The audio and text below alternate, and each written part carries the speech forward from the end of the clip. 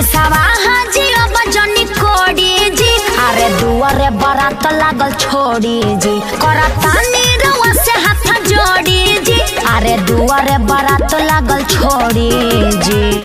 नमस्कार, प्रणाम। हम कुशवाहा के केराज और आप देख रहे हैं कुशवाहा समाज यूट्यूब चैनल। बहुत ही प्यारा सॉन्ग अपने कुशवाहा ट्रेंडिंग स्टार जिद्दी बॉय चंदन और अंतरा सिंह प्रियंका का रिलीज हो गया है। उसके सॉन्ग के बारे में बात करेंगे तो वीडियो शुरू से एंड तक देखिएगा और दबा के शेयर कीजिएगा ताकि सभी को पता चले कि कुशवाहा समाज में भी ऐसा गाना आने लग गया है जो सभी रिकॉर्ड तोड़ सकता है। और आप सभी लोग से रिक्वेस्ट है कि जाके जरूर सुनिएगा, देखिएगा। जो वीडियो क्लिप आप लोग को शुरू में दिखाई दिया उसी सॉन्ग के बारे में बात करेंगे।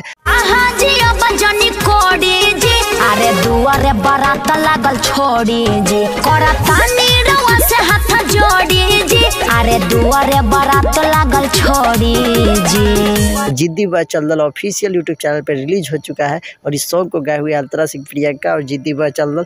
तो बिना देरी किए हुए आप सभी से रिक्वेस्ट है कि जाइए दबा कर सुनिए। और आप लोग कहिएगा कि हम ये गाना कहाँ से सुने, तो ये गाना का लिंक हम डाल दिए हैं डिस्क्रिप्शन में, आप लोग वहां से जाके सुन सकते हैं। कम्युनिटी मार दिए हैं और बहुत ही प्यारा हमको सॉन्ग लगा है और वीडियो सॉन्ग है। तो कृपया करके आप सभी लोग चाहते थे कि इस तरीके का सॉन्ग है, इस तरीके का गाना है आप सबके लिए, तो दबा कर शेयर कीजिए और सपोर्ट कीजिए।